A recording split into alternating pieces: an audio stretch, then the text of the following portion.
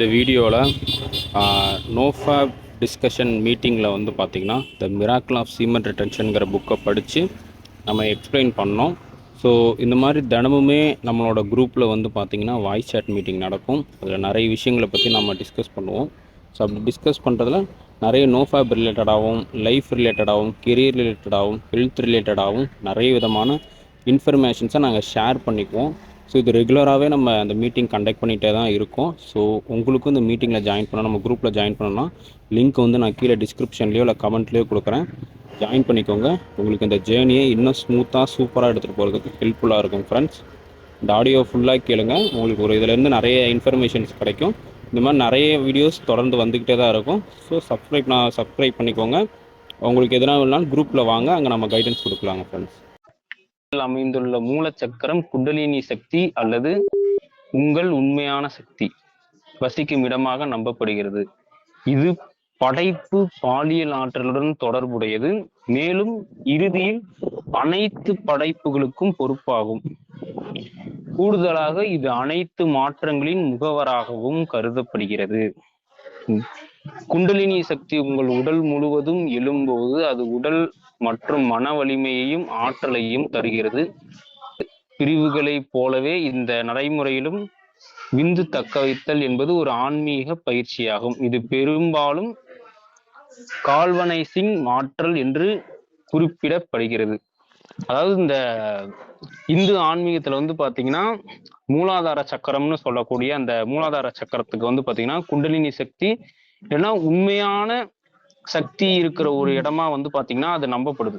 இது வந்து பாத்தீங்கன்னா ஒரு கிரியேட்டிவிட்டிக்கு தொடர்பான ஒரு இடமா கருதப்படுகிறது. இது எல்லா விதமான கிரியேட்டிவிட்டி அப்புறம் சேஞ்சஸ்க்கு வந்து ஒரு ஸ்டார்டிங் பாயிண்டா இது இருக்கு. அதாவது அதுக்கப்புறம் இந்த குண்டலினி சக்தி வந்து நம்ம உடம்பு ஃபுல்லா பரவி எழும்போது அது வந்து நம்ம உடம்புக்கு மனசுக்கும் அதோட மன வலிமையும் உடல் வலிமையும் அதிக அளவுல தந்து அது மூலியமா இந்து சக்தி மூலியமா தான் இன்னும் அதிகமாகுதுங்கிறத இந்த இடத்துல இவங்க சொல்றாங்க. இது தாவோயிஸ்ட் மாதிரி நிறைய இதுல வந்து இந்த சீமன் ரிட்டன்ஷன்ங்கிற ஒரு ஸ்பிரிச்சுவல் பிராக்டிஸா அவங்களும் சொல்றதா இந்த இடத்துல சொல்றாங்க. அதுக்கு வந்து கால்வனைசிங் ஆற்றல் அப்படின்ற ஒரு இது சொல்றாங்க. ஸ்பெர்ம் வந்து வெளியேறும் திரவங்களை இழப்பது முக்கிய உயிர் சக்தி இழப்பதற்கு ஒப்பானது. இதனால் விந்து தக்கவைப்பு உங்கள் ஆற்றலை உற்சாகப்படுத்தும் ஆன்மீக அனுபவத்தை மேம்படுத்துகிறது. ஏனெனில் அது உயிர் சக்தியை உங்களுக்குள் வைத்திருக்கிறது. உண்மையில் சில தாவோயிஸ்டுகள் நீங்கள் ஒருபோதும் விந்து வெளியேற வேண்டாம், மற்றவர்கள் அதிகபட்சமாக எத்தனை முறை வழக்கமான விந்து வெளியேறலாம், அதே நேரத்தில் ஆரோக்கியமாக இருக்க முடியும் என்பதற்கான ஒரு குறிப்பிட்ட சூத்திரத்தை உருவாக்கியுள்ளனர். எப்படி இருந்தாலும் வாழ்க்கையின் சாரத்தை அதாவது ஜிங்கை வந்து பாதுகாக்கிறதுக்கு விந்துவை பாதுகாக்க வேண்டும் என்று அவர்கள் உறுதியாக நம்புகிறார்கள். அதான் இந்த இடத்துல மறுபடியும் அவங்க என்ன சொல்றாங்க அப்படின்னா, நம்ம ஸ்பெர்மை வெளியே விடுறதுங்கிறது நம்மளோட உயிர் சக்தியை இழப்பதற்கு ஒப்பானது. சரிங்களா? அதனாலதான் இந்த சீமன் ரிட்டன்ஷன் பண்றதுங்கிறது நம்மளோட எனர்ஜியை வந்து அதிக அளவுல இன்க்ரீஸ் பண்ணி ஸ்பிரிச்சுவலான நிறைய எக்ஸ்பீரியன்ஸை தரதுக்கு அது வழி கொடுக்குது. ஏன்னா அது வந்து நம்மளோட உயிர் சக்தியை நம்மளுக்குள்ளேயே வச்சிருக்கிறதால அப்படி நடக்குது. ஆனா சில தாவோயிஸ்டுகள்னு சொல்றவங்க என்ன சொல்றாங்கன்னா, எப்பயுமே வந்து நீங்க உங்களோட ஸ்பெர்மை வெளியேற்ற வேண்டாம். அதாவது எத்தனை தடவை நீங்க அதை வெளியேற்றலாம், அதுக்கு ஆரோக்கியமா அதை வெளியேற்றினாலும் ஆரோக்கியமா இப்படி இருக்க முடியுங்கிற இதெல்லாம் அவங்க கொடுக்குறாங்க. ஆனாலும் அந்த விந்துங்கிற ஒரு இதுல வந்து பாத்தீங்கன்னா ஜிங்க்குங்கிற ஒரு பொருள் இருக்குங்களாம். அந்த ஜிங்க்குங்கிற பொருள் தான் நம்மளோட உடம்பு எல்லாம் வளர்றதுக்கு காரணமா இருக்கிற ஒண்ணுங்களாம். ஜிங்க் வெளியே போச்சுன்னா நம்மளோட ஆயுள் குறையும். சரிங்களா? அப்ப அந்த ஜிங்கை நீங்க பாதுகாக்கணும் அப்படின்னா நீங்க உங்களோட உடம்புல உங்களோட விந்து சக்தி இருக்கணும். அது வந்து உயிர் சக்தி. இந்த இடத்துல நிறைய இந்த 2-3 பேரா படிச்சாச்சு. பட் ஆனா இந்த 2-3 பேராலையுமே வந்து அவங்க இது ஒரு உயிர் சக்திங்கிறதான் அவங்க திரும்ப திரும்ப சொல்லிட்டு இருக்கிறாங்க. சரிங்களா? இதை யார் செய்வது அடுத்த டாபிக் தான். பல பிரபலமான மற்றும் மிகவும் வெற்றிகரமான நபர்கள் சீமன் ரிட்டன்ஷன் பயிற்சி செய்திருப்பதை அறிந்து நீங்கள் ஆச்சரியப்படலாம். நெப்போலியன் ஹில் தனது திங்க் அண்ட் க்ரோ ரிச் என்ற புத்தகத்தில் இந்த நடைமுறையை பற்றி எழுதினார். பாலியல் ஆசை, கற்பனை, மன உறுதி, விடாமுயற்சி, தைரியம் மற்றும் படைப்பாற்றல் போன்ற வெற்றிகரமான பண்புகளுக்கு ஒரு முக்கிய உந்துதலாகும் என்று அவர் குறிப்பிட்டார். வாழ்க்கையின் பிற பகுதிகளில் தோல்வியுற்ற ஆண்கள் கூட தங்கள்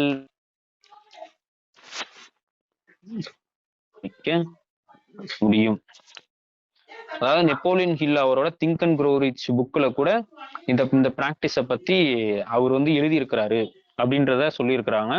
அதே மாதிரி இதுல மன உறுதி, அந்த விடாமுயற்சி, தைரியம், இந்த கிரியேட்டிவிட்டி, அப்புறம் நிறைய சக்சஸ்ஃபுல்லான ஒரு ஹேபிட்ஸுக்கு வந்து ஒரு முக்கியமான ஒரு மோட்டிவேஷனா, ஒரு ஒரு எனர்ஜியா வந்து பாத்தீங்கன்னா இது இருக்குங்கிறத அவரு இதுல சொல்லியிருக்கிறார சொல்றாங்க. இவ்வாறு இந்த பண்புகளை ஊக்குவிக்கும் ஆற்றலை பயன்படுத்தி வாழ்க்கையின் பிற அம்சங்களுக்கு திருப்பிவிட முடிந்தால் அது எந்த ஒரு தொழில்முறை மற்றும் தனிப்பட்ட வளர்ச்சிக்கும் ஒரு சக்தி வாய்ந்த படைப்பு சக்தியாக இருக்கும் என்று ஹில் கூறுகிறார். இந்த நுட்பத்தை பயன்படுத்தி வெற்றிகரமான ஆண்கள் பட்டியலை கருத்தில் கொண்டு அவர் தவறு என்று வாதிடுவது கடினம். விந்து தக்க வைப்பு பயிற்சி செய்த சில பிரபலமான விளையாட்டு வீரர்கள் பட்டியல்கள் இங்கே.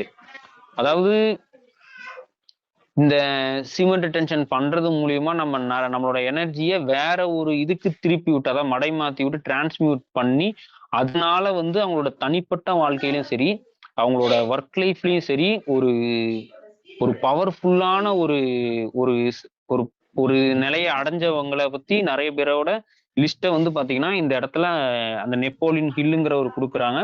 இதுல முதல்ல வந்து அந்த முகமது அலி, ஒரு பாக்ஸரை பத்தி சொல்றாங்க. அடுத்து மைக் டைசன், அவருமே ஒரு பாக்ஸர் தான். அப்புறம் சைட்டோ டக்காமாரி, அதாவது இவர் வந்து ஜாப்பனீஸ்ல வந்து பாத்தீங்கன்னா ஒரு பெரிய சாமுராயா சொல்றாங்க இவரை. அப்புறம் டேவிட் ஹேய், உலகத்தோட ஹெவி வெயிட் பாக்ஸர் இவர் தானுங்களாம், பாக்ஸர் சாம்பியன் அவருங்களாம். மேனி பக்குவியோ, இவருமே ஒரு பாக்ஸர் தான், 8 பிரிவு உலக சாம்பியன் பாக்ஸருங்களா இவரு. அப்புறம் மார்டின் விவசாயி ஃபர்ன்ஸ், இவர் வந்து பாத்தீங்கன்னா ஒரு ரெஸ்லருங்களாம், உலக சாம்பியன் ரெஸ்லருங்களாம். அப்புறம் ரிக்சன் கிரேசி, இவருமே வந்து பாத்தீங்கன்னா கலப்பு தற்காப்பு கலைகள் மற்றும் ஜுஜுட்சு ஜாம்புவான், சரிங்களா. அப்புறம் இந்த கிரேட் காமா, அதாவது இவர் ஒரு ரெஸ்லருங்களான தோற்கடிக்கப்படாத உலக சாம்பியன் ரெஸ்லருங்களா இவரு. 1910 அதுக்கப்புறம் 1928க்கு கேப்ல வந்து உலகத்தோட பெரிய ரெஸ்லரா இவர் இருந்தாருங்களாம். அதே மாதிரி விளையாட்டு உங்களுக்கு பிடிக்கவில்லையா, சீமன் ரிட்டென்ஷன் வந்து பண்றதுக்கு பயிற்சி செஞ்ச ஒரு சில பிரபல சயின்டிஸ்ட் மற்றும் அப்புறமேட்டு தொழிலதிபர்களை பத்தி கொடுத்துருக்காங்க. Sigmund Freud, sir Isaac Newton, Steve jobs, அப்புறம் நிக்கோலா டெஸ்லா. இதுல வந்து நம்மளுக்கு தெரிஞ்ச ஒரு சில தத்துவ ஞானிகள், பிலாசபர்ஸை பத்தியும் இங்க ஒரு லிஸ்ட் கொடுக்குறாங்க. அது வந்து பிளாட்டோ, சாக்ரட்டிஸ், தலாய் லாமா, பித்தாகரஸ், அப்புறம் சுவாமி விவேகானந்தர், இது பிலாசபர் லிஸ்ட்டும் கொடுக்குறாங்க. இந்த புக்கோட பிடிஎஃப் வந்து நம்ம குரூப்ல அப்லோட் பண்ணியிருக்கோம். நீங்க பார்த்து இவங்களை யாருங்கிறத பர்சனலா நீங்க கூகுள்லயே யூடியூப்லயே போட்டு அவங்களோட லைஃப், இது இப்ப வரைக்கும் வந்து பாத்தீங்கன்னா ஒரு ஸ்போர்ட்ஸ்ல இருக்கிறவங்களை பத்தியும், ஒரு சயின்டிஸ்ட், அப்புறம் தொழிலதிபர்களை பத்தியும், அதுக்கப்புறம் வந்து பிலாசபர்ஸை பத்தி, அதுக்கப்புறம் வந்து பாத்தீங்கன்னா இன்னும் வந்து ரைட்டர்ஸ் அந்த மாதிரி இருக்கிறவங்களை பத்தி ஒரு லிஸ்ட் கொடுத்துருந்தாங்க. ஸோ இவங்கெல்லாம் வந்து இந்த சீமன் ரிட்டென்ஷனை யூஸ் பண்ணி தான் ஒரு சக்சஸ்ஃபுல்லா லைஃப்பை லீட் பண்ணியிருக்காங்கன்றத இந்த புக்ல இவங்க சொல்றாங்க. ஸோ அவங்களை பத்தி டீப்பா தெரிஞ்சுக்கிறதுக்கு நம்ம சோசியல் மீடியால நீங்க அவங்களை பத்தி சர்ச் பண்ணி பாருங்க. இது எப்படி செய்யப்படுகிறது, அடுத்த டாபிக் தான் இதுங்க ப்ரோ. சில குறிப்பிட்ட நுட்பங்களை பற்றி அடுத்தடுத்த அத்தியாயங்களில் பார்ப்போம். ஆனால் ஒரு அறிமுகமாக சீமன் ரிட்டென்ஷன் காமனா 2 வழிகள்ல அடையப்படுது. முதலாவது வந்து பாத்தீங்கன்னா மதுவிலக்கு, அப்புறமேட்டு வந்து மாஸ்டர்பேட் மற்றும் அப்புறமேட்டு இன்டர்கோர்ஸ் முற்றிலுமா தவிர்ப்பதை குறிக்கலாம் என்றாலும் அது உங்கள் செக்ஷுவல் ஆக்டிவிட்டிக்கு இடையில் உள்ள இடைவெளிகளுக்கு தவிர்ப்பதையும் குறிக்கலாம். அதாவது இந்த இடத்துல 2 வழி இருக்குங்களாம். இதை பத்தி டீப்பா இன்னும் அடுத்தடுத்த சாப்டர்ஸ்ல நம்ம பார்ப்போம். பட் ஆனா ஒரு இன்ட்ரடக்ஷன் இதுக்காக வந்து பாத்தீங்கன்னா சீமன் ரிட்டன்ஷன்ங்கிறது ஒரு 2 வழியில பின்பற்றப்படுது. அதுல முதலாவது வந்து பாத்தீங்கன்னா மதுவிலக்கு, அதுக்கப்புறம் வந்து பாத்தீங்கன்னா மேஸ்ட்ரிபேட், இந்த இன்டர் கோர்ஸுங்கிறத ஃபுல்லா அதுல இருந்து தள்ளி வச்சிரு, அதை பண்ணாமலே இருக்கிறதுங்கிறது ஒண்ணு சொன்னாலும் அந்த ரெண்டுத்துக்கும், அதாவது இதுல வந்து நீங்க அந்த இன்டர் கோர்ஸுங்கிற ஒரு விஷயத்த பண்ணலாம். பட் ஆனா பண்ணும்போது உங்களோட ஸ்பெர்ம் உங்க உடம்புல இருந்து வெளியே வராம இருக்கிறதுக்கு ஒரு சில விஷயங்கள் இருக்கு.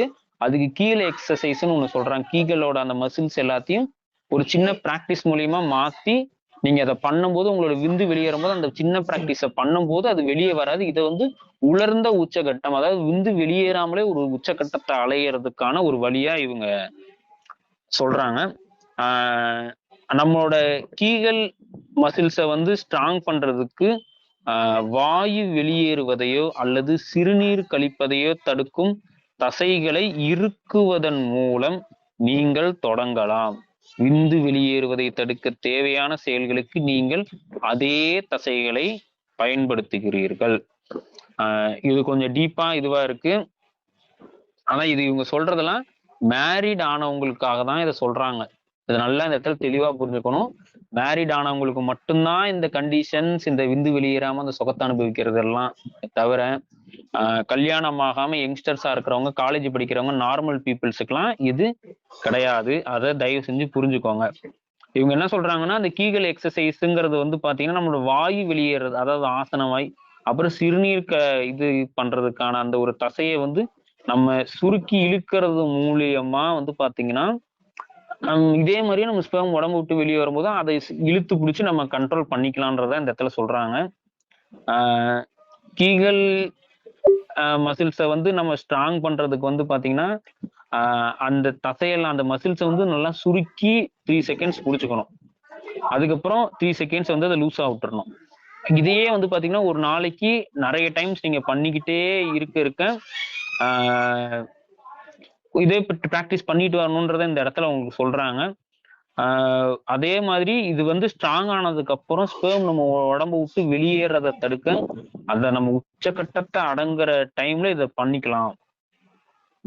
சரிங்களா? ஆனா இதையும் சொல்றேன், இதெல்லாம் அவங்க வந்து 2 வழி சொல்றதெல்லாம் அவங்க சொல்றாங்க. ஆனா இந்த உயிர் சக்தி வெளியேறதுங்கிறது ஜிங்க்குங்கிற ஒரு முக்கியமான ஒரு மூலப்பொருள் நம்ம உடம்பு விட்டு வெளியே போகுது. அது நமக்கு வயசாகிறத சீக்கிரமா கொண்டு வருது. நம்மளுக்கு டயர்னஸ், லேசி, அதுக்கப்புறம் இந்த எனர்ஜியே இல்லாம இருக்கிறதுக்கு காரணம் எல்லாமே இந்த ஜிங்க் நம்ம உடம்புல விட்டு வெளியே போறது தான். இது எல்லாம் ஒரு எக்ஸப்ஷனலா நம்ம வச்சுக்கணுமே தவிர இதெல்லாம் நம்ம பண்ணி நம்ம இது வெளியேற்றாம நம்ம சுகத்தை அனுபவிக்கிறோங்கிற ஒரு மைண்ட் செட்டுக்கு நம்ம தயவு செஞ்சு போக வேணாம். அடுத்து வந்து இதனால ஆன்மீக நன்மைகள் என்ன அப்படின்றாங்க. ஸ்பிரிச்சுவல் பெனிஃபிட்ஸ் என்னென்னு சொல்றாங்க. சீமன் ரிட்டன்ஷன் மூலியமா வந்து பாத்தீங்கன்னா உடல் ரீதியான நன்மைகள் தவிர, அதாவது பிசிக்கல் பாடியில கிடைக்கக்கூடிய பெனிஃபிட்ஸை தவிர இதுல நிறைய குறிப்பிடத்தக்க ஆன்மீக நன்மைகள் இருக்கிறதா நிறைய பேர் நம்புறாங்க. நாம் விவாதித்தபடி பண்டைய தூர கிழக்கு நூல்கள் விந்து உங்கள் முக்கிய உயிர் சக்தியின் ஒரு முக்கிய அங்கம் என்று நம்புகின்றன. விந்து தக்க வைத்துக் கொள்வதன் மூலம் நீங்கள் வாழ்க்கை நோக்கத்தையும் ஒட்டுமொத்த நல்லிணக்கத்தையும் அனுபவிக்க முடியும் என்று அந்த தத்துவங்கள் நம்பப்படுகிறது. சரிங்களா? உங்கள் உறவுகளில் நீங்கள் வலுவான மற்றும் ஆழமான உணர்ச்சி பிணைப்புகளை வளர்த்து கொள்ளுகிறீர்கள் என்றும் அவை வாதிடுகின்றன. இது வாழ்க்கை திருப்தியின் அதிக உணர்வை தருகிறது. சரிங்களா? இது வந்து அதான் நம்ம டிஸ்கஸ் பண்ண மாதிரி பண்டைய வந்து கிழக்கு புக்ஸ் நிறைய நூல்கள்ல வந்து பாத்தீங்கன்னா விந்துங்கிறது ஒரு முக்கியமான உயிர் சக்தியோட முக்கியமான ஒரு பார்ட்டா அவங்க வந்து நம்புறாங்களாம். மெடிடேஷன் பண்றது மூலியமா நம்மளோட வாழ்க்கையின் நோக்கத்தையும் ஒட்டுமொத்தமான நம்மளோட தாட்ஸ் எல்லாத்தையும் நம்ம வந்து அனுபவிக்க முடியும் அப்படிங்கிறத வந்து பாத்தீங்கன்னா நிறைய பிலாசபிஸ் வந்து நம்மளுக்கு சொல்லுது. அதுக்கப்புறம் வந்து நம்மளோட இருக்கிற நம்ம ரிலேஷன்ஷிப்ஸ் நம்ம எல்லாத்துக்குமே வந்து பாத்தீங்கன்னா ஆழமான ஒரு சந்தோஷமான ஒரு உணர்ச்சிகளோட நம்ம அதை வளர்த்துக்கிறதுக்கும் நிறைய ஒரு அட்டாச்மெண்ட் வர்றதுக்கும் எல்லாத்துக்குமே வந்து பாத்தீங்கன்னா இது வந்து ஒரு காரணமா இருக்கும் அப்படிங்கிறத இந்த இடத்துல அவங்க சொல்றாங்க. அடுத்து வந்து பாத்தீங்கன்னா குண்டலினி சக்தி முதுகெலும்பின் அடிப்பகுதியில் இருப்பதாக நம்பப்படுகிறது. அங்குதான் மூலாதார சக்கரம் அமைந்துள்ளது என்று கூறப்படுகிறது. இது சக்தியாக கருதப்படுகிறது. ஆனால் விழித்தெழுந்தால் அது உடல் வழியாக சிவபெருமானின் சக்தி அமைந்துள்ள தலைக்கு உயர்கிறது. இந்த கட்டத்தில் ஆண்மை மற்றும் பெண்மை ஒன்றிணைகிறது. இது இருமை உணர்வை இழக்க வழிவகுக்கிறது. வேறு வார்த்தைகள் கூறுவதனால் நீங்கள் உங்கள் சொந்த தெய்வீகத்திற்கு விழித்தெழுகிறீர்கள். இது ஒன்றிணைவின் தூய்மையான பரவசமாக கருதப்படுகிறது. மூலச்சக்கரம் பாலியல் ஆற்றலுடன் தொடர்புடையது. மேலும் விந்துவை தக்க வைத்துக் கொள்வது அந்த ஆற்றலை குண்டலினி விழிப்புணர்வாக திருப்பிவிட அனுமதிக்கிறது. இது நீங்கள் ஆற்றலை மையப்படுத்தும் எந்த திசையிலும் உங்கள் வாழ்க்கையை சக்தி அளிக்கும். அதாவது இவங்க இந்த இடத்துல ஸ்பிரிச்சுவல் பெனிஃபிட்ஸா சொல்றாங்க. இது நிறைய பேருக்கு இம்பார்ட்டண்டா இருக்கலாம், இம்பார்ட்டன்ட் இல்லாம இருக்கலாம். நார்மலா வந்து பாத்தீங்கன்னா இந்த குண்டலினி அப்படிங்கிற ஒரு விஷயத்த சொல்லும் போது அது மூலாதாரத்துக்கான அடிப்பகுதியில இருக்கு. அங்கதான் வந்து பாத்தீங்கன்னா நம்மளோட பேசிக் சக்கரா, மூலாதார சக்கரா இருக்கு. அது வந்து பெண் தன்மை, பெண் சக்தியை கொண்டதுங்களாம். சரிங்களா? ஆனா அது விழிப்படைஞ்சு அது மேல ஏறி சிவபெருமான் சக்தி மாதிரி அமைஞ்சு அது மேல தலைக்கு வரும்போது இந்த இடத்துல ஆண்மை அதுக்கப்புறம் பெண்மை ரெண்டுமே ஒன்றா இதுவது இந்த இடத்துல அந்த அர்த்தநாதி அப்படிங்கிற அந்த இருமை உணர்வை நமக்கு வந்து பாத்தீங்கன்னா கொடுக்குற மாதிரி வருது. சரிங்களா? அதாவது இது இன்னும் வந்து வேற மாதிரி சொல்லணும் அப்படின்னா நம்மளோட சொந்த தெய்வீக நிலையை இது பண்ணி ஒரு ஒரு தூய்மையான ஒரு பரவசத்துக்கு நம்மளை கூட்டிட்டு போறதா அவங்க சொல்றாங்க. அதே மாதிரி மூலாதார சக்கரங்கிறது வந்து பாத்தீங்கன்னா நம்ம செக்ஷுவல் அந்த பாலியல் எனர்ஜிக்கான தொடர்புடைய ஒரு இதுவா இருக்குது. அந்த இடத்துல நம்ம ஸ்பெர்ம் வந்து தக்க வச்சுக்கிறதுக்கான ஒரு இடமா இருந்து அங்கிருந்துதான் குண்டலினியும் ரைஸ் ஆகுது. இதெல்லாம் வந்து இந்த சீமன் ரிட்டன்ஷன் பண்றதால நடக்கக்கூடிய ஸ்பிரிச்சுவல் பெனிஃபிட்ஸா இவங்க சொல்றாங்க. இதனால வந்து பாத்தீங்கன்னா நம்மளுக்கு எனர்ஜி நிறைய கிடைச்சி எல்லா திசையிலையும் நமக்கு ஆற்றல் பரவி ஒரு ஒரு வாழ்க்கையில ஒரு சக்தியா இருக்கக்கூடிய ஒரு இதுவா இருக்குதுன்னு சொல்றாங்க. அடுத்து வந்து உறவு நன்மைகள் பற்றி என்ன? சீமன் ரிட்டன்ஷன் உண்மையில் உங்கள் உறவுக்கு ஏராளமான நன்மைகளை கொண்டுள்ளது. முதலாவதாக உங்கள் துணைவர் நீங்கள் இதை செய்வதற்கான காரணங்களை புரிந்து கொண்டு ஆதரவாக இருந்தால் நீங்கள் இருவரும் இந்த பயிற்சியின் பலன்களை பெறலாம்.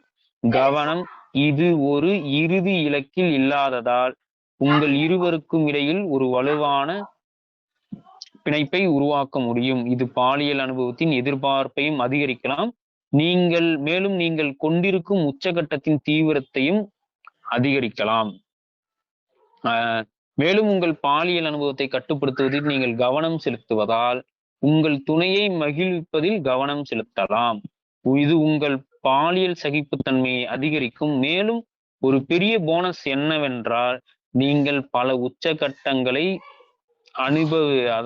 அனுபவிக்கும் திறனையும் பெறலாம். இது இனி பெண்களுக்கு மட்டுமல்ல. அதாவது இது வந்து ஒரு ஃபேமிலி மேன்ஸ்க்காக தான் இந்த இடத்துல சொல்லியிருக்கிறாங்க. உறவுகள் பற்றி நன்மை என்னன்னா ஒரு ஃபேமிலியில இருக்கிறவங்களுக்காக சொல்ற விஷயம் தான். இந்த சீமன் ரிட்டன்ஷன் பண்றதுல நிறைய நன்மைகள் இருக்கு. ஆனா ஃபர்ஸ்ட் நம்ம இது ஜென்ஸுக்காக சொல்றாங்க. மேலுக்கு வந்து சொல்லும்போது அவங்களோட ஒய்ஃப் கிட்ட பர்மிஷன் வாங்கிட்டு அவங்க அதை புரிய வச்சுக்கிட்டு இதை பண்ணும்போது எந்த ஒரு பிரச்சனையும் இல்லை. இதுக்கு வந்து ஒரு டார்கெட் அப்படி ஒண்ணுங்கிறது இல்லைன்றதுனால அந்த ஒரு ரிலேஷன்ஷிப்புக்குள்ள ஒரு நல்ல பாண்டிங் வரும். அதே மாதிரி இதை நம்ம அடக்கி நம்ம ஓரளவு நம்ம இதை ஃபாலோ பண்ணிட்டு வர்றதால அந்த ஒரு உச்சகட்டத்தை அவங்களுக்கும் கொடுக்க முடியும். நம்மளுக்கு அந்த இதுவும் பரவசமான நிலையை நம்மளும் அடைய முடியும் அப்படிங்கிறது கொடுக்குறாங்க. இது நம்மளுக்கு அந்த அளவுக்கு பெருசா இது தேவைப்படாதுங்கிறது என்னுடைய ஒரு சின்ன ஒரு கருத்து. அதே மாதிரி இதுல இன்னொரு ஒரு பெரிய பெனிஃபிட் என்னன்னு சொல்றாங்க பாத்தீங்கன்னா இந்த விந்துவிடா போகம், அது அப்படி சொல்லுவாங்க. தமிழ்ல சொல்லணும்னா நல்லா அழகா சொல்லலாம். விந்துவிடா போகம் மாதிரியான விஷயங்களை அனுபவிக்கிறதுக்கான வாய்ப்பு அந்த பயிற்சி நமக்கு தெரியறதால இதுல நம்மளுக்கு பெரிய நஷ்டம் பெருசா ஏற்படாது கல்யாணமானவங்களுக்கு. சரிங்களா? நீங்கள் அதிக சுய கட்டுப்பாடு மற்றும் உடல் விழிப்புணர்வு உணர்வையும் அனுபவிப்பீர்கள். இது நிச்சயமாக உங்கள் பாலியல் நுட்பத்தை மேம்படுத்தும். இறுதியாக விந்து தக்க வைப்பு உங்கள் விந்தணுக்களின் தரத்தையும் மேம்படுத்துகிறது. அவை அதிக இயக்கத்தை கொண்டிருக்கும். மேலும் உங்களிடம் அவை அதிகமாக இருக்கும். நீங்கள் கருத்தரிக்க முயற்சிக்கிறீர்கள் என்றால் அது ஒரு நல்ல செய்தி. இது அருமையான ஒரு பாயிண்டா இருக்கு. நம்ம ரொம்ப ஒரு செல்ஃப் கண்ட்ரோலோட ஒரு அவேர்னஸோட ஒரு இதோட நம்ம அதை அனுபவிச்சுக்கிட்டே இருக்கிறோன்றதால வந்து பாத்தீங்கன்னா இது நம்ம நுட்பமான ஒரு விஷயங்கள இதுவாகும். அதே மாதிரி ஒரு ஃபைனலா வந்து இந்த சீமன் ரிட்டன்ஷன்ங்கிறது வந்து பாத்தீங்கன்னா நம்ம ஸ்பெர்மோட குவாலிட்டியையும் இன்க்ரீஸ் பண்ணும். இது ரொம்ப முக்கியமான ஒரு பாயிண்ட். அதனால நிறைய ஒரு ஆக்டிவிட்டி நம்மளால பண்ண முடியும். அதே மாதிரி இந்த சீமன் ரிட்டன்ஷன்ல இருக்கும்போது நம்ம ஒரு பேபிக்கு பிளான் பண்றோம் அப்படின்னு வச்சோம்னா அது ரொம்ப ரொம்ப நல்ல செய்தி. ஏன்னா ஸ்பெர்மோட குவாலிட்டி இன்க்ரீஸ் ஆகும்போது நமக்கு பிறக்கக்கூடிய குழந்தை அறிவோடையும் ஆரோக்கியத்தோடையும் பிறக்கும். இது காயக்கல்ப பயிற்சி பண்ற இடத்துலயும் இந்த சீமன் ரிட்டன்ஷன் பண்றதுதான் அவங்களும் பண்ண சொல்றாங்க. ஸோ அறிவோடையும் ஆரோக்கியத்தோடையும் குழந்தை வேணும் அப்படின்னா சீமன் ரிட்டன்ஷனை ஃபாலோ பண்றது ரொம்ப ரொம்ப நல்ல விஷயம். சுருக்கமா சொல்லணும் அப்படின்னா விந்து தக்க வைப்பதால் ஏற்படும் ஏராளமான நன்மைகளை நீங்கள் காணத் தொடங்கலாம். நீங்கள் அதிக சுய கட்டுப்பாடு உணர்வு, அதிக சகிப்புத்தன்மையுடன் கூடிய தீவிரமான பாலியல் இன்பம், மேம்பட்ட கருவுறுதல், வலுவான சுய விழிப்புணர்வு, ஆற்றல் அதிகரிப்பு, சிறந்த நோய் எதிர்ப்பு சக்தி மற்றும் உங்களை சுற்றியுள்ள உலகத்துடன் வலுவான ஆன்மீக தொடர்பை அனுபவிப்பீர்கள். உங்கள் வாழ்க்கை இலக்குகளை அடைவதற்கும் வலுவான உறவு பிணைப்புகளை உருவாக்குவதற்கும் அதிக உந்துதலையும் சக்தியையும் பெறுவீர்கள். இவை அனைத்தும் தனிப்பட்ட மற்றும் தொழில்முறை வாழ்க்கையில் அதிக திருப்தியை அளிக்கின்றன. சரி, நீங்கள் அதை முயற்சிக்க தயாரா? அப்படியானால் உடனடியாக உள்ளே நுழைவோம். அதாவது இந்த இடத்துல என்ன சொல்றாங்க, இன்னும் உங்களுக்கு சுருக்கமா சொல்லணும் அப்படின்னு பாத்தீங்கன்னா சீமன் ரிட்டன்ஷன் பண்றதால ஏகப்பட்ட பெனிஃபிட்ஸ் நீங்க பார்க்கவே ஆரம்பிச்சிருக்கீங்க, அதை உணரவே ஆரம்பிச்சிருவீங்க. ரொம்ப ரொம்ப நம்ம செல்ஃப் கண்ட்ரோலா இருக்கும் போது பாத்தீங்கன்னா நம்ம ரொம்ப அதிக சகிப்புத்தன்மையோட இருப்போம். அதான் அந்த செக்ஷுவலா செய்யற ஆக்டிவிட்டியில பாத்தீங்கன்னா ஒரு சகிப்புத்தன்மையோட நம்ம இருப்போம். அதுக்கப்புறம் பாத்தீங்கன்னா கல்யாணம் ஆனவங்களுக்கு அந்த பிரெக்னென்ட் ஆகிறவங்களால இந்த ஸ்பெர்ம் குவாலிட்டி இன்க்ரீஸ் ஆகுது, ஒரு நல்ல ஒரு கரு உருவாகும். அப்புறமேட்டு செல்ஃப் அவேர்னஸ் அதிகமாயிட்டே இருக்கும், எனர்ஜி அதிகமாகும், நம்மளோட இம்யூனிட்டி பவர் அதிகமாகும், நோய் எதிர்ப்பு சக்தி அதிகமாகும். அதையும் தாண்டி நம்ம சுத்தி இருக்கிறவங்களோட ஒரு நல்ல அட்டாச்மெண்ட், ஒரு ரிலேஷன்ஷிப்போட நம்மளால இருக்க முடியும். அதுவும் நம்ம லைஃப்ல என்ன ஒரு கோல் வச்சிருக்கிறோமோ அதை அடையிறதுக்கு ஏற்ற மாதிரி நிறைய விஷயங்கள் நம்மளுக்கு கிடைக்கும். அப்புறமேட்டு பாத்தீங்கன்னா ரொம்ப அதிகமான அட்டாச்மெண்ட், பிணைப்பு, அந்த மாதிரி ஒரு மோட்டிவேஷன், அதுக்கான எனர்ஜி எல்லாமே நம்மளுக்கு கிடைக்கும். பர்சனல் லைஃப்லயும் சரி, ஒர்க் லைஃப்லயும் சரி, நிறைய சாட்டிஸ்பாக்சன் கிடைக்கிற மாதிரியான விஷயங்கள் நமக்கு நடக்கும். இதெல்லாம் ஓகே அப்படின்னா சீமன் ரிட்டன்ஷன் பண்றதுக்கு நம்ம ரெடியா? அப்போனா அடுத்து போகலாம் அப்படின்னு சொல்லிட்டு அடுத்த அத்தியாயத்தை சுருக்கமா இந்த இடத்துல சொல்றாங்க. அடுத்த அத்தியாயத்துல பாத்தீங்கன்னா விந்து தக்க வைப்பின் அடிப்படைகளை பற்றி விவாதித்தோம். குறிப்பாக பின்வரும் பாடல்களை நாங்கள் உள்ளடக்கியுள்ளோம். அதாவது இந்த அத்தியாயத்தை சுருக்கமா கொடுத்துருக்காங்க. சீமன் ரிட்டன்ஷன்னா என்ன, இதனால வர பிசிக்கல் பெனிஃபிட்ஸ், அதாவது பாடி ரிலேட்டடா வர பெனிஃபிட்ஸ் என்ன, இதோட சிம்பிளான ஒரு என்னன்னு சொல்லியிருக்கிறாங்க. அவர் சீமன் ரிட்டன்ஷன் பண்றதான நிறைய பிரபலமான ஃபேமஸான அவங்களோட லிஸ்ட் அவங்க கொடுத்துருந்தாங்க, அதை பத்தி சொல்லியிருந்தா சொல்றாங்க. அதுக்கப்புறம் பாத்தீங்கன்னா சீமன் ரிட்டன்ஷன்ல கிடைக்கக்கூடிய ஸ்பிரிச்சுவல், அதுக்கப்புறம் பாத்தீங்கன்னா ஃபேமிலி பெனிஃபிட்ஸ் என்னென்ன அப்படின்றத இந்த இடத்துல அவங்க சொல்லியிருக்கிறாங்க. இது முதல் சாப்டர், இது ஃபுல்லா முடிஞ்சிருக்கு. சாப்டர் இப்பெல்லாம் நம்ம ஸ்பெர்ம பத்தின பண்டைய காலத்துல என்ன சொல்லியிருக்காங்க, அந்த ஞானத்துல பண்டைய கால ஞானத்துல என்ன சொல்லியிருக்கிறாங்கன்றதுதான் இது. இப்ப நிறைய பேருக்கு இந்த பிடிஎஃப் படிக்கும் போதே இல்ல ப்ரோ நீங்க படிக்கிறீங்க எனக்கு பாதி புரியலன்னா பிடிஎஃப் நம்ம குரூப்ல கொடுத்துருக்கோம், நீங்க அதை பார்த்துட்டு என் கூட படிச்சுட்டே கூட நீங்க வரலாம் ப்ரோ. இந்த புக்கு பாத்தீங்கன்னா சீமன் ரிட்டன்ஷன் பண்றத பத்தி ஒரு புக்கு. அதை பத்தி நம்ம முதல் முறையா நம்ம கேள்விப்படுறதா கூட இருக்கலாம். ஆனா இது ஒரு புதுசான ஒரு ஸ்ட்ராட்டஜியோ இல்ல புதுசான ஒரு பிராக்டிஸோ இது கிடையாது. அந்த ரிட்டன்ஷன் பண்ற ஒரு நடைமுறையை சுற்றியுள்ள ஏன்ஷியன்டான ஒரு ஞானம் அனைத்தும் உங்கள் உடலில் இருக்கும் ஒரு உயிர் சக்தியை பற்றி பேசுகிறது. மேலும் இது பெரும்பாலும் விந்துவில் குறிப்பாக குவிந்துள்ளதாக நம்பப்படுகிறது. உயிரை உருவாக்குவதில் விந்து வகிக்கும் பங்கை கருத்தில் கொண்டால் அது அவசியம் ஆச்சரியம் அல்ல. பண்டைய தத்துவங்கள் கூறுவது போல் இது இயற்கையின் வடிவமைப்பில் தெளிவாக தெரியும் ஒரு செழிப்பான, விரிவடையும், ஆற்றல் மிக்க சக்தியாகும். பாரம்பரிய சீன மருத்துவ பயிற்சியாளர்கள் உங்கள் உயிர் சக்தியை சி என்று உச்சரிக்கப்படுகிறது என்றும், பண்டைய இந்து நூல்கள் அதை பிராணா என்றும் அழைக்கின்றன. பண்டைய ரசவாதிகள் இந்த உயிர் சக்தி என்பது அனைத்து படைப்புகளில் இயங்கும் மின்சார மற்றும் காந்த சக்திகளின் கலவையாகும் என்று நம்பினர். மேலும் இந்த பண்டைய மரபுகளில் பல உங்கள் உடலில் சக்கரங்கள் எனப்படும் மையங்கள் உள்ளன என்றும், அங்கு ஆற்றல்கள் குவிந்து உங்கள் உடலில் உள்ள மெரிடியன்கள் எனப்படும் சேனல்கள் வழியாக பல்வேறு அமைப்புகளுக்கு செல்வதற்கு முன்பு ஒரு வகையான சுழல் வடிவத்தில் சுழல்கிறது என்றும் கூறுகின்றனர். அதாவது இந்த சீமெண்ட் டென்ஷன்ங்கிறது எதை பத்தி இது பண்றாங்கன்னு நம்ம உயிர் சக்தியை பத்தி தான் சொல்றாங்க. அதாவது மேக்சிமமா இந்த எனர்ஜி உயிர் சக்தி எல்லாம் நம்மளோட விந்துல தான் இருக்கு அப்படிங்கிறதையும் சொல்றாங்க. அதாவது ஒரு உயிரையே ஒரு விந்து உருவாக்குதுன்னும் போது இதுல நம்மளுக்கு ஆச்சரியப்படுறதுக்கு ஒண்ணுமே கிடையாது. சரிங்களா? அதே மாதிரி ஏன்ஷியன்ட்ல இருக்கக்கூடிய நிறைய பிலாசபிஸ்ல வந்து பாத்தீங்கன்னா இது நேச்சுரலா இருக்கிற ஒரு விஷயத்துல ஒரு செழிப்பான ஒரு விரிவடைய ஒரு எனர்ஜெட்டிக்லே பெரிய பவர்ஃபுல்லான ஒரு விஷயமா இதை சொல்றாங்க. ஏன்ஷியன் சைனீஸோட ஒரு மெடிக்கல் இதுல வந்து பாத்தீங்கன்னா இந்த உயிர் சக்தி சீன்னு சொல்லி அதை இது பண்ணுவாங்களா. நம்மளோட பழைய இந்து புராணங்கள்ல வந்து பாத்தீங்கன்னா இதை பிராணா அப்படின்னு சொல்றாங்க. இது ஆல்கமிஸ்ட் ஏன்ஷியன்ட் ஆல்கமிஸ்ட் எல்லாம் வந்து பாத்தீங்கன்னா இந்த உயிர் சக்தி அதாவது இந்த விந்து சக்தி அப்படிங்கிறது எல்லா கிரியேட்டிவிட்டிக்குள்ளயும் இருக்கிற ஒரு எனர்ஜெட்டிக்கான ஒரு மேக்னெட்டிக் ஃபோர்ஸ் பவரா இது வந்து அதுக்கு ஒரு மிக்ஸ்டான ஒரு மேக்னெட்டிக் ஒரு மிக்ஸ்டா எனர்ஜியா இதை சொல்றாங்க.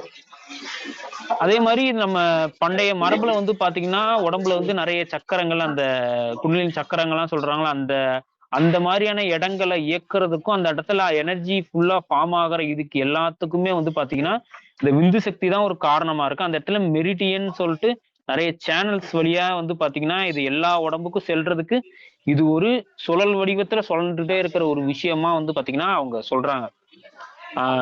குய் அல்லது பிராணனின் கருத்துக்கள் நுட்பமான அல்லது ஆன்மீக என்று அழைக்கப்படுவதை அடிப்படையாக கொண்டவை. ஆனால் இந்த ஆற்றலின் ஆன்மீக தன்மை இருந்த போதிலும் அது உங்கள் உடலிலும் மிகவும் உண்மையான விளைவுகளை ஏற்படுத்துகிறது. குய் மற்றும் பிராணன் இரண்டும் சுவாசத்தை குறிக்கின்றன. மேலும் இது சீன தாவோயிஸ்டுகள் மற்றும் இந்திய தந்திர பயிற்சியாளர்கள் இருவரும் இந்த ஆற்றலை அதாவது சுவாசத்தின் மூலம் உட்கொள்கிறோம் என்று நம்புவதை பிரதிபலிக்கிறது. இது உண்மையில் மேற்கத்திய மருத்துவத்துடன் ஒத்துப்போகிறது. ஏனெனில் உங்கள் உடலுக்கு ஆற்றலை உருவாக்க ஆக்சிஜன் தேவை. மேலும் நீங்கள் சுவாசத்தின் மூலம் ஆக்சிஜனை பெறுகிறீர்கள். எனவே பல விஷயங்களைப் போலவே பண்டைய தத்துவங்களும் அறிவியலை விட ஒரு படி மேலே உள்ளன. அதாவது இவங்க வந்து குயி இல்ல பிராணன் தான் வந்து பாத்தீங்கன்னா இந்த உயிர் சக்தி இந்த விந்து சக்தியை வந்து அவங்க சொல்றாங்க. இது நிறைய விஷயங்கள் அடிப்படையா இருக்கு. இதுல வந்து நிறைய இது வந்து பாத்தீங்கன்னா ஒரு ஸ்பிரிச்சுவல் பெனிஃபிட்ஸ் இருந்தாலும் இது நம்மளோட உடம்புல வந்து பாத்தீங்கன்னா நிறைய பிராக்டிக்கலா நிறைய விஷயங்களை வந்து மாத்துது. சரிங்களா? இது வந்து இந்த குயி அப்புறம் இந்த பிராணன்கிற குயிங்கிறது சைனீஸ்ல சொல்றது, பிராணன்கிறது நம்மளோட இந்திய மரபுல சொல்றது. இந்த ரெண்டுமே வந்து சுவாசத்தை குறிக்கிற ஒரு விஷயமா தான் இருக்கு. அதே மாதிரி சீனால வந்து தாவோயிஸ்டுகள் சீனால இருக்க சித்தர்களும் ஞானிகள் அப்படி சொல்லுவாங்க போல. அதே மாதிரி நம்ம இந்தியால இருக்கிற இந்திய அந்த தாந்திரிக் பிராக்டிஸ் பண்றவங்க இவங்க எல்லாருமே வந்து பாத்தீங்கன்னா இதை வந்து பாத்தீங்கன்னா ஒரு பிரீத்திங் மூலியமா நம்ம இதை எடுத்துக்கிறோம் அப்படிங்கிற ஒரு விஷயத்த நம்புறதா சொல்றாங்க. இது வந்து பாத்தீங்கன்னா அந்த மேற்கத்திய மருத்துவத்தோட இது வந்து ஒத்து போற மாதிரி இருக்குன்னு தான் சொல்றாங்க. உடம்புல ஒரு ஆற்றலை உருவாக்குறதுக்கு ஆக்சிஜன் தேவை. அதை நம்ம சுவாசிக்கிறது மூலியமா அந்த ஆக்சிஜனை நம்ம எடுத்துக்கிறோம். அதே மாதிரி பல விஷயங்கள் வந்து பாத்தீங்கன்னா ஏன்ஷியன்ட்ல சொல்லப்பட்ட விஷயங்கள் வந்து இப்ப இருக்கிற அறிவியலை விட ஒரு படி மேல இருக்கு அப்படின்றாங்க. இருந்தாலும் அந்த குய் அப்புறம் பிராணன் அப்படிங்கிற அந்த ரெண்டு விஷயம் வந்து பாத்தீங்கன்னா ஆழமான அதிக ஆன்மீக அர்த்தங்களை கொண்டுள்ளன. குண்டலினி சக்தி என்று அழைக்கப்படுவது உங்கள் முதுகெலும்பின் அடிப்பகுதியில் மூலாதார சக்கரத்தில் விழித்தெழுந்து மற்ற சக்கரங்கள் வழியாக எழும்போது அது இறுதியாக கிரீட சக்கரத்தை அடைகிறது. உங்கள் தலையின் உச்சத்திற்கு மேலே கிரீட சக்கரம் அமைந்துள்ளது. குண்டலினி சக்தி அந்த இடத்தை அடையும் போது நீங்கள் பிரபஞ்சத்தின் ஒருமைப்பாட்டிற்கு ஒரு விழிப்புணர்வை அனுபவிக்கிறீர்கள். நீங்கள் தெய்வீகத்துடன் இணைகிறீர்கள் என்று சொல்லலாம். அதை நாம் ஞானம் என்று அழைக்கலாம். இந்த இடத்துல வந்து நான் ஒரு விஷயத்த நான் எக்ஸ்பீரியன்ஸ் பண்ண ஒரு விஷயத்த தான் சொல்றேன். இவங்க வந்து இந்த ஸ்பிரிச்சுவல் பெனிஃபிட்ஸா இதை சொல்றாங்க. இது படிக்கிறத நான் சொல்றேன். இருந்தாலும் எனக்கு தெரிஞ்ச ஒரு இது வந்து இதுதான் வந்து பாத்தீங்கன்னா பிராக்டிஸா இப்ப நான் இந்த கிட்டத்தட்ட ஒரு 1 year கிட்ட நான் பிராக்டிஸா பண்ற விஷயமும் இதுதான். இவங்க என்ன சொல்றாங்க, இந்த குய் அப்புறம் அந்த பிராணன் சொல்லக்கூடிய விஷயங்கள் வந்து பாத்தீங்கன்னா ஆழமான ஒரு ஸ்பிரிச்சுவலான ஒரு மீனிங்ஃபுல்லான ஒரு விஷயத்த இருக்கு. குண்டலினி சக்தின்னு சொல்றது முதுகுத்தண்டோட அடிப்பகுதியில இருந்து மூலாதார சக்கரத்துல இருந்து எழுந்து அப்புறம் மற்ற சக்கரங்கள் வழியா நம்மளுக்கு மேல போய் மேல இருக்க அந்த கிரவுன் சக்கரால போயிட்டு இதுவாகுது. அப்படி போகும்போது மேல அந்த கிரவுன் சக்கரால இருந்து வந்து பாத்தீங்கன்னா பிரபஞ்சத்துக்கும் நமக்கும் ஒரு விதமான ஒரு கனெக்ஷனை உருவாக்குறதா தான் வந்து சொல்றாங்க. ஒரு தெய்வீக ஆற்றலோட இணைகிறோங்கிற அப்படின்னு சொல்றாங்க. இதேதான் வந்து எங்களுக்கு வந்து இந்த சாந்தி தவம் அப்புறம் இந்த ஆக்னே துரியம்னு சொல்லிட்டு எங்களுக்கு கொடுப்பாங்க. இவங்க வந்து ஸ்டார்டிங்ல அந்த இடத்துல கீகல் எக்ஸசைஸ் சொன்னாங்களா, அந்த மாதிரி ஒரு சில பயிற்சிகளை பண்ணும்போது கீழே இருக்கிற எனர்ஜி மேல போகும். அந்த மேல போகும்போது இவங்க அந்த பயிற்சிகளை எங்களுக்கு பண்ண சொல்லும் போது அந்த கிரவுன் சக்கரால தான் எங்களுக்கு துரியம்னு சொல்லிட்டு தீட்சை கொடுத்து எங்களை தவம் பண்ண சொல்லுவாங்க. ஸோ அந்த தவம் பண்ணும்போது ஒரு எனர்ஜி வந்து ஒரு ஒரு ஒரு ஃபோர்ஸ்ஃபுல்லான ஒரு எனர்ஜி வந்து மேல இழுத்துக்கிட்டே இருக்கும். எனக்கு அந்த தேர்டை சக்கராலையும் சரி அந்த மேல இருக்கிற அந்த கிரவுன் சக்கரா துரியத்திலையும் சரி எனக்கு பயங்கரமான ஒரு சென்சேஷன் எப்பயுமே இருந்துகிட்டே இருக்கும். இது ஒரு அனுபவமா சொல்றேன். ஸோ அப்போ அந்த ஹியூமன் ரிட்டென்ஷன் பண்ணும்போது இவங்க அந்த ஸ்பிரிச்சுவலா கிடைக்கக்கூடிய ஒரு அனுபவங்கள்ங்கிறத நான் பர்சனலா எக்ஸ்பீரியன்ஸ் பண்ணியிருக்கேங்கிறத இந்த இடத்துல சொல்றேன். அதுக்கான ப்ராப்பரான ஒரு மெத்தட்ல கத்துக்கிட்டு பண்ணும்போது சும்மா நம்மளுக்கு வருமா அப்படிங்கறது எனக்கு தெரியல. எனக்கு கிடைச்ச ஒரு சின்னது இது ஒரு அனுபவம் மட்டும்தான். சரிங்களா? அதே மாதிரி அதை உங்கள் விந்தணுக்களில் பயன்படுத்தி சேமிக்க முடியும் என்றும் கூறுகின்றன. அங்கிருந்து புதிய வாழ்க்கையை உருவாக்க அதை பயன்படுத்தலாம். உங்கள் வாழ்க்கையின் பிற பகுதிகளிலும் அந்த படைப்பு சக்தியை பயன்படுத்துவது சாத்தியமாகும். அதாவது இது அவங்க அந்த குய் அப்புறம் அந்த பிராணிக் சொல்லக்கூட அந்த விந்து சக்தி வந்து பாத்தீங்கன்னா வெறும் ஆற்றல் மட்டும் இல்ல, அது ஆன்மீகத்தையும் விட அதிகமான அது பயங்கரமான கிரியேட்டிவிட்டி தரக்கூடிய ஒரு விஷயமா அதை சொல்றாங்க. நம்ம என்ன வேணாலும் நம்மள வாழ்க்கையே இதை சேமிக்கிறது மூலியமா நம்மளோட வாழ்க்கையவே மாத்துறதுக்கான இதை கூட நம்ம பயன்படுத்திக்கலாம். இந்த இடத்துல வந்து பிராக்டிஸ் ஆஃப் பிரம்மச்சரியாங்கிற அந்த புக்ல வந்து சுவாமி சிவானந்தர் சொன்ன ஒரு இதுதான் கேரக்டர் இஸ் பவர். சரிங்களா? நாலேஜ் இஸ் பவர்னு சொல்றாங்க. பட் ஆனா அதை விட ஒரு முக்கியமான ஒரு விஷயம் கேரக்டர் இஸ் பவர். ஆனா அந்த கேரக்டரே ஒரு ரீபில்டு பண்றதுக்கான ஒரு சோர்ஸ் வந்து பாத்தீங்கன்னா நம்மளோட வீரியா, நம்மளோட ஸ்பெர்ம் எனர்ஜி. அந்த ஸ்பெர்ம் எனர்ஜியை யூஸ் பண்ணி நம்மளோட கேரக்டர் நம்மளால பில்டு பண்ண முடியும். இப்ப இந்த இடத்துலயும் இவங்க இதை தான் சொல்றாங்க, நம்மளோட புதிய வாழ்க்கையை உருவாக்க அதை பயன்படுத்தலாம். சரிங்களா? இல்ல அப்படின்னா நம்ம வேற ஏதாவது ஒரு விஷயத்துல நம்ம கான்சென்ட்ரேட் பண்ணி அது மூலியமா நம்மளோட ஒர்க் லைஃப்லயோ இல்லாட்டினா நம்மளோட பர்சனல் லைஃப்லயோ கூட மாத்துறதுக்கு இதை யூஸ் பண்ணிக்கலாம் அப்படின்றத இந்த இடத்துல இவங்க சொல்றாங்க. அப்புறமேட்டு உருமாற்றம் ரசவாதம்.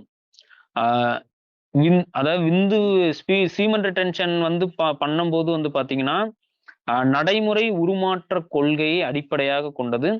இந்த கருத்து ஹெலனிட்டிஸ்டிக் காலத்திற்கு முந்தைய ரசவாத சிந்தனை பள்ளிகளில் தோன்றியது. இது கிமு 323 மகா அலெக்சாண்டரின் மரணத்திற்கும் கிமு 31 ரோமானிய பேரரசின் எழுச்சிக்கும் இடைப்பட்ட காலமாகும். ஹெலனிஸ்டிக் காலத்தில் பல கிரேக்க தத்துவ ஞானிகள் எகிப்திய மர்ம பள்ளிகளில் ஆர்வம் காட்டினர். இந்த ஆர்வத்தின் விளைவாக கிரேக்க மற்றும் எகிப்திய தத்துவங்களின் கலவை பிறந்தது. இது ரசவாதம் என்று அறியப்பட்டது. உண்மையில் இந்த ஒன்றியத்திலிருந்து உருவாக்கப்பட்ட ஹெர்மெட்டிசம் என்று அழைக்கப்படும் ஒரு தத்துவம் உள்ளது.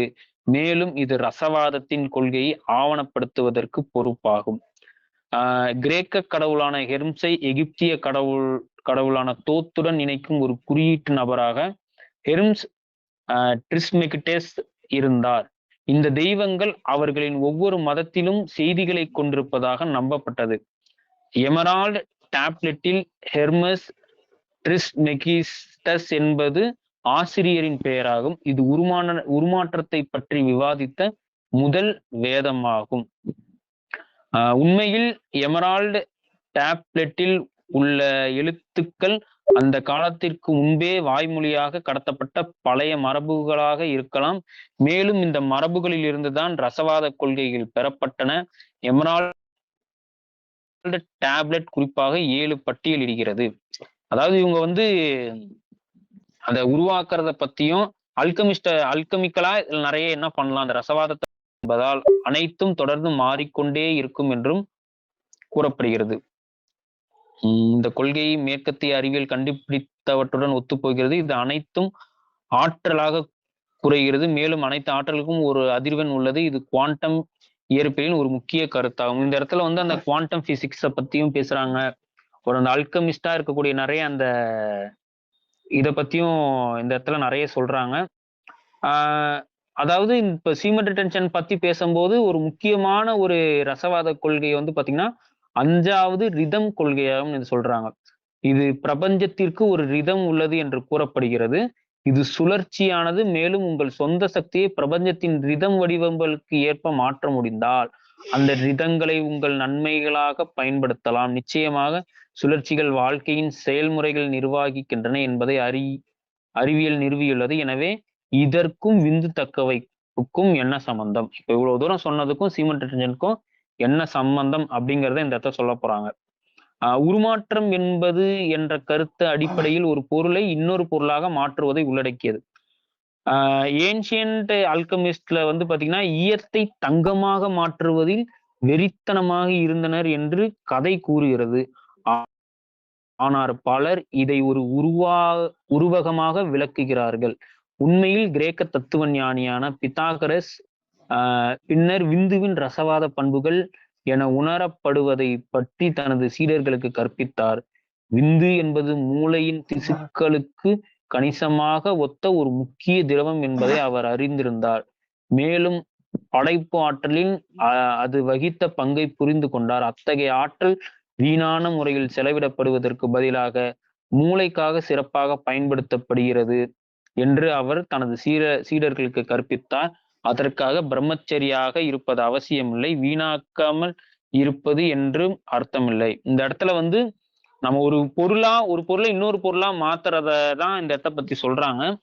ஆனா இந்த இடத்துல தீயத்தை தங்கமா மாத்துறது வந்து பாத்தீங்கன்னா அந்த காலத்துல இருந்தவங்க ரொம்ப வந்து ஒரு வெறித்தனமா இருந்தாங்கன்றத ஒரு கதைகள் நிறைய சொல்றாங்க. ஆனா அந்த கிரேக்க தத்துவ ஞானியா இருந்த அந்த பித்தாகரசுங்கிறது வந்து பாத்தீங்கன்னா ரொம்ப அற்புதமான ஒரு விஷயத்த வந்து இந்த இடத்துல நமக்கு சொல்லியிருக்கிறாரு. விந்துங்கிறது வந்து பாத்தீங்கன்னா நம்மளோட அதாவது பிரெயின் செல்ஸுக்கு ஈக்குவலான ஒரு ஃப்ளூயிட் அப்படிங்கிறத அவர் தெரிஞ்சு வச்சிருந்தாங்களாம். அது ரொம்ப ரொம்ப நம்மளோட கிரியேட்டிவிட்டிக்கு ரொம்ப முக்கியமான ஒரு பங்கு இருக்கிறதா அவர் சொல்லியிருக்கிறாரு. அதை வீணா வெளியே செலவிடுறதுக்கு பதிலா அதை ப்ராப்பரா யூஸ் பண்ணி நம்மளோட மூளைக்காக யூஸ் பண்ணா இன்னும் பயங்கரமா நம்ம இம்ப்ரூவ்மெண்ட் ஆகலான்றத அவங்களோட டிசபிள்ஸ்க்கு அவர் சொல்லியிருக்கிறாரு. ஆனா இது கீழே வந்து 2 பாயிண்ட் கொடுக்குறேன். அதுக்காக பிரம்மச்சரியா இருக்கிறதும் அவசியம் இல்லை, வீணாக்காம இருக்கவும் கூடாதுன்னு இந்த இடத்துல சொல்றாரு. அது என்னன்னு அடுத்து சொல்லுவாங்கன்னு நினைக்கிறேன். அலமியான்ற வந்து பாத்தீங்கன்னா பித்தாகாரியன் ஒரு டாக்டர். விந்து முறையாக பாதுகாக்கப்பட்டால் அது மூளைக்கு ஊட்டச்சத்தாக மாற்றப்படும் என்று கூறினார்.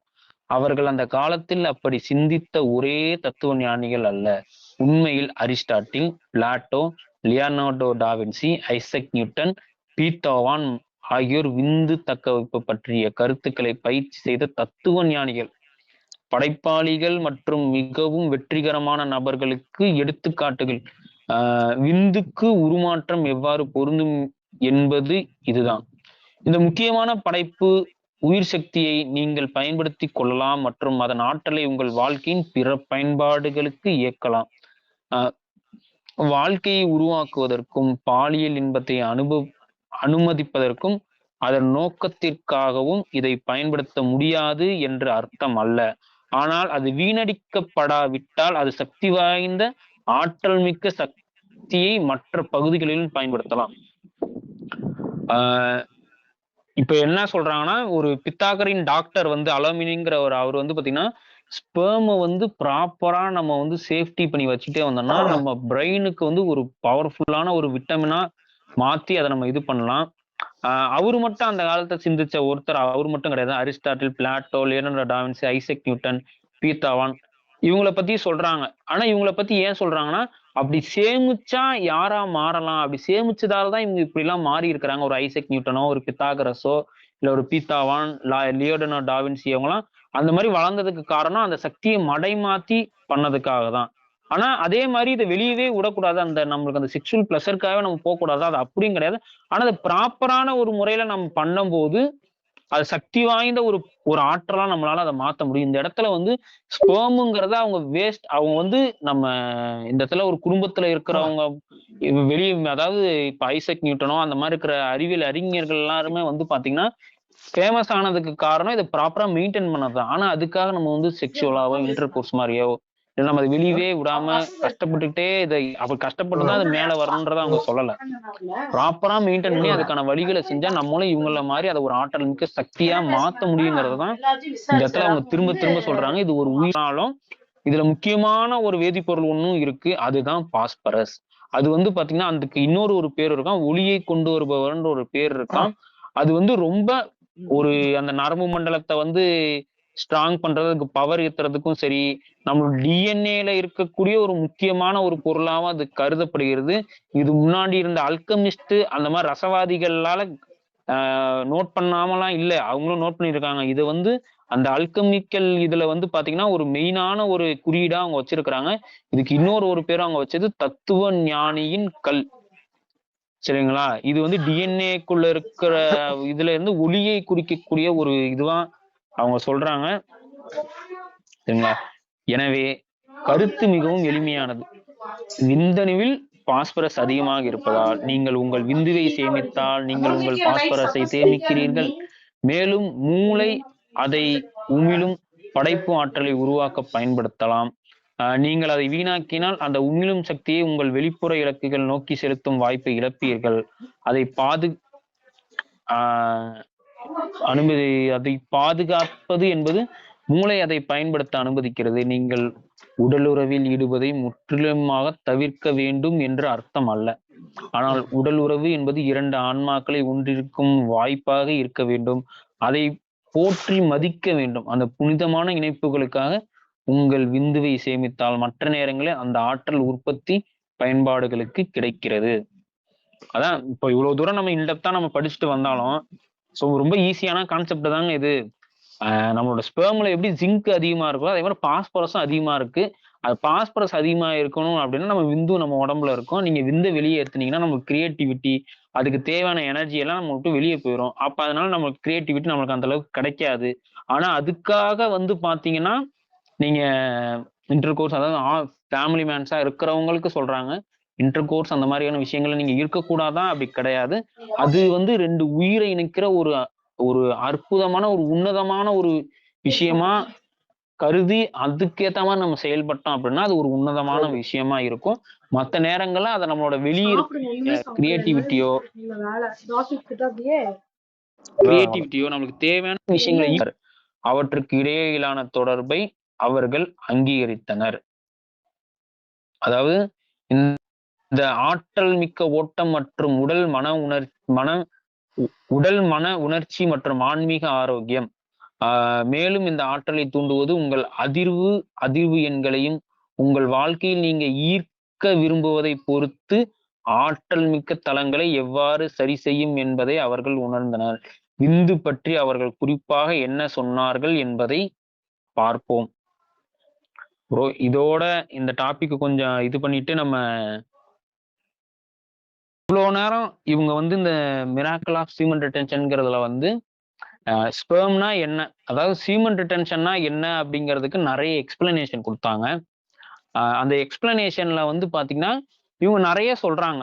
ஆனா இவங்க சொல்ல வர்றதுல முக்கியமான ஒரு விஷயம் வந்து இதை வாழ்க்கை ஃபுல்லா நம்ம ஃபாலோ பண்ண மட்டும் தான் நம்மளால பெரிய ஆளா வர முடியுமா அப்படின்னு கேட்டீங்கன்னா அது அப்படியும் கிடையாது. ரொம்ப ஸ்ட்ரிக்டாவே தான் எடுத்துட்டு போனோம்னா அது அப்படியும் கிடையாது. இவங்க சொல்ல ரெண்டு வழி சொன்னாங்க. அதுல முத வழியில வந்து இந்த மாஸ்டர்பேட் அப்புறமேட்டு இந்த இன்டர் கோர்ஸ் இல்லாம எடுத்துட்டு போறது ஒரு வழி. ஆனா ரெண்டாவது வந்து அது அப்படி இல்லாம இப்ப ஒரு மேரேஜான ஒருத்தவங்க இருக்கிறாங்க அப்படின்னா அது நம்ம தனிப்பட்ட ஒருத்தவங்க அப்ப கிடையாது. அப்ப நம்ம ரெண்டு பேர் இருக்காங்க. ஸோ இன்னொருத்தவங்களோட உணர்ச்சிகளுக்கும் மதிப்பு கொடுக்கணும்ன போது நம்ம தனிப்பட்ட எடுக்கிற முடிவை அங்க பண்ணக்கூடாது. அது வந்து தவறான ஒரு சமுதாய சூழலை உருவாக்கிறோம். அப்படி இருக்கிற இடத்துல அப்படி அதுல குடும்ப உறவுல இருந்து இதை எப்படி ஃபாலோ பண்ணலாங்கிற ஒரு மெத்தட் தான் இதுல உங்களுக்கு தெளிவா இதுல சொல்லியிருப்பாங்க. இதை தவிர்த்து இன்னும் உங்களுக்கு இன்டெப்தா சரி அப்படி இருந்தாலும் அதுலயும் ஒரு கட்டுப்பாடு இருக்கணும்ல. அதிகப்படியான வெளியேற்றமும் வந்து பாத்தீங்கன்னா நம்ம உடம்புக்கு ரெண்டு முக்கியமான ஒரு ஒரு வேதிப்பொருட்களோ அந்த முக்கியமான விஷயங்களை சொல்லியிருக்கிறாங்க. அது வந்து ஒண்ணு ஜிங்கு, இன்னொன்னு வந்து பாஸ்பரஸ். அந்த ஜிங்க்குங்கிற ஒரு விஷயம் வந்து பாத்தீங்கன்னா நம்மளோட ஆஹ் உயிருக்கே ரொம்ப முக்கியமான ஒரு பொருளா இருக்கு. அதாவது நம்ம வயசாகிறத தடுக்கிற ஒரு விஷயமா இருக்கு. சீக்கிரமா முதுமை வர்றதுக்கு ஒரு காரணமா இருக்கு. எனர்ஜி இல்லாம போறதுக்கு ஒரு காரணமா இருக்கு. அப்படியாப்பட்ட ஒரு ஜிங்கு நம்ம விந்துல இருக்கிறதால, அது எவ்வளவுக்கு எவ்வளவு வெளியேத்துறோமோ நம்மளோட உயிரை கொஞ்சம் கொஞ்சமா வெளியே விடுறதுக்கு சமம்ங்கிறத இந்த இடத்துல சொல்றாங்க. 2வதா ஒரு திசு ஒண்ணு சொல்லியிருக்காங்க. அது பாஸ்பரஸ். அது வந்து எவ்வளோ பவர் அப்படின்னு வந்து பார்த்தீங்கன்னா, டிஎன்ஏலயும் சரி, நம்ம நரம்பு மண்டலத்தை ஸ்ட்ராங்கா வச்சிருக்கிறதுக்கும், நம்மளோட டிஎன்ஏக்குள்ளேயும் வந்து பார்த்தீங்கன்னா இருக்கிற ஒரு பாஸ்பரஸ். அது ஒளியை தருபவர் அப்படிங்கிற ஒரு இன்னொரு பேரும் அந்த பாஸ்பரஸ் இருக்கு. அப்படியாப்பட்ட அந்த பாஸ்பரஸ் விந்துல இருக்கு. அப்ப நம்ம விந்து வெளியேற்றும் போது என்ன ஆகும்? அந்த பாஸ்பரஸும் வெளியே போகும். ஸோ இது மூலியமா அவங்க சொல்ல வர்றது என்னன்னா, இப்ப நமக்கு நிறைய பேர் வந்து நர்வஸ் ப்ராப்ளம் வர்றதுக்கு எல்லாத்துக்கும் மெயினான இன்னொரு ஒரு காரணம், ஸ்பெர்ம் வெளியே அளவுக்கு அதிகமா விடுறது. அதுல ஒரு கட்டுப்பாடு வேணும். அப்படி எனக்கு கட்டுப்பாடு இல்ல அப்படிங்கிறவங்களுக்காகவும் இவங்க ஒரு சில வழி சொல்றாங்க. இந்த கீகல் இது மாதிரி நிறைய இது சொல்றாங்க. அத வந்து நம்ம உலர்ந்த உச்சகட்டம்னு சொல்லி அத சொல்றாங்க. உச்சகட்டத்துக்கு போலாம். ஆனா அது ஸ்பெர்ம் வெளிய விடாமலேயே நம்ம அதுக்கு போலாம். அதுக்கான வழிகள இங்க சொல்றாங்க. நீங்க இதுக்காக வாழ்க்கை ஃபுல்லா இந்த பிரம்மச்சரியத்துல இருக்கணும்னு அவசியமும் இல்ல. அது நீங்க வெளிய விடாம அத கரெக்ட்டான முறையில பாதுகாக்கப்பட்டா, அந்த விந்துங்கிறது நம்ம பிரெயின் செல்ஸ்ல அந்த மூளை திசுக்களுக்கு சமமான ஒரு மதிப்புங்கிறது இந்த ஸ்பெர்முக்கு இருக்கு. அப்படியாப்பட்ட ஒரு உயிர் சக்திய நீங்க வெளிய விடுறதுக்கு முன்னாடி யோசிக்கணும், யோசிக்கணும், யோசிக்கணுங்கிறது தான் இந்த இடத்துல இவ்வளவு தூரம் சொல்லியிருக்காங்க. நெறைய தத்துவ ஞானிகள இத எப்படி சொல்லியிருக்கிறாங்க. கிரேக்க தத்துவங்கள்ல, அந்த ரோமானிய தத்துவங்கள்ல, எகிப்து இதுல, சீன தத்துவங்கள், அப்புறம் அப்புறம் நம்ம இந்திய தத்துவங்கள், அவங்க எல்லாரும் இத பத்தி என்ன சொல்லிட்டு இருக்கிறாங்கன்றத தான் இப்ப நம்ம பார்த்துட்டு வரோம். இத பத்தி இன்னும் விரிவா நம்ம நெறைய சாப்டர்ஸ்ல நம்ம பார்க்க தான் போறோம். இதெல்லாம் எதுக்காகன்னா, நம்ம மேம்படுத்திக்கிறதுக்கு. நம்மள நம்ம அடுத்த கட்டம் எடுத்துட்டு போறதுக்கு. நமக்கு எது தேவை அப்படிங்கிறது தெரிஞ்சுக்கிறதுக்கே நமக்கு ஸ்பெர்ம் எனர்ஜி தான் வேணும். சும்மா இப்ப இது நாள் வரைக்குமே இப்ப நம்ம குரூப்லயும் சரி, நெறைய இந்த அடிக்ஷன்ல இருக்கிறவங்க எல்லாரோட தாட்டுமே, இது வெறும் செக்சுவல் பிளஷருக்காக இருக்கக்கூடிய ஒரு ஃப்ளூயிட் தானே. இது வெளிய போனா நான் பண்ணிட்டேன்னா, இன்னும் ஒரு 1/2 மணி நேரம் கழிச்சு பண்ணாலும் எனக்கு அது வந்து ப்ராசஸ் பண்ணி வருதே. அப்படின்னும்போது அதோட புரிதல் இல்லாம இருக்கிறாங்க. அந்த புரிதல் சரியான முறையில எல்லாருக்கும் கிடைச்சிருச்சு அப்படின்னா, இந்த பழக்கத்துக்கு அவங்க அடிமையாகாம இருப்பாங்க. இப்ப யோசிச்சு பாருங்க. இப்ப இந்த ஜிங்க், இந்த பாஸ்பரஸ்ங்கிறது எனக்கு இப்ப நான் இத படிக்கிறது மூலியமா நான் ஆழமா புரிஞ்சுக்கிறதுக்கு, ஓ! அப்போ இந்த அளவு நம்ம உடம்புலயே முக்கியமானது மூளை தான். ஆ பிரெயின் டெட் ஆயிருச்சுன்னா நம்ம அப்படியே படுத்தே இருக்க வேண்டியது தான். மூளைச்சாவு அடைஞ்சா நம்ம படுத்துக்கிட்டே இருக்க வேண்டியது தான். கோமால போயிருவோம். இதயம் வேலை செஞ்சுட்டே தான் இருக்கும். கோமால நம்ம இதுவாயிட்டே தான் இருப்போம். அப்ப அந்த மூளைக்கு திசுவுல இருக்கக்கூடிய முக்கியமான ஒரு இது நம்ம ஸ்பெர்ம்ல இருக்குதுன்னா, அப்ப நம்ம இத எவ்வளோ பாதுகாக்கணும். அந்த ஒரு உணர்தல் இன்னும் எனக்கு ஆழமா போகுது. அப்ப இன்னும் அந்த புரிதல் எனக்கு கொண்டு வருது. இதுதான் நம்ம எல்லாருக்கும் தேவை. ஆனா இது எங்கன்னா, நம்ம ஸ்கூல்லயோ, காலேஜஸ்லயோ இத பத்தி ஒண்ணுமே சொல்ல மாட்றாங்க. இத பத்தி வெளிய சொல்றதுக்கு கூச்சப்பட்டு கஷ்டப்படுறாங்களா? இது ஒரு தப்பான ஒரு விஷயமா சொல்றாங்க. யோசிச்சு பாருங்க, இந்த பாஸ்பரஸ்ங்கிறதும், அந்த ஜிங்க்ங்கிறதுக்கும் இவங்க இவ்ளோ விரிவான ஒரு விளக்கங்கள் குடுக்குறாங்க. மருத்துவ விளக்கங்களே நமக்கு குடுக்குறாங்க. அப்படியாப்பட்ட ஒரு விஷயத்த பாதுகாக்கிறது நம்மளோட கடமை தானே! நம்மளோட உடம்புக்கான ஒரு விஷயத்த நம்ம பண்றோம். இதெல்லாம் நம்ம புரிஞ்சுக்கணும். ஸோ இத வந்து நம்ம இப்ப ரெக்கார்ட் பண்றாங்க. இத ரெக்கார்ட் பண்ணி நம்மளால YouTubeல போட முடிஞ்சா நெறைய சகோதரர்களுக்கு இன்னும் அது நல்லா போய் சேரும். இன்னும் நெறைய ஆழமான கருத்துக்கள் எனக்கு இந்த படிக்கும்போது இன்னும் கிடைக்குது. இதுதான் இன்னைக்கு படிச்சிருக்க வரைக்கும் இன்னும் நெறைய டாபிக்ஸ் அடுத்தடுத்து படிச்சு, நெறைய விதமான விஷயங்கள தெரிஞ்சுக்கலாம். நம்மளோட ஒர்க் லைஃப்லயும் சரி, பர்சனல் லைஃப்லயும் சரி, ஸ்பிரிச்சுவல்லயும் சரி, 3த்துலயும் குரோத் ஆகுறதுக்கு இந்த ஸ்பெர்ம் எனர்ஜிங்கிறது ரொம்ப ரொம்ப தேவையான ஒரு விஷயம். யாரும் இத மறந்துறாதீங்க. இதோட இன்னைக்கு நாளான புக் ரீடிங் செக்ஷன நம்ம குளோஸ் பண்ணிக்கிறோம்.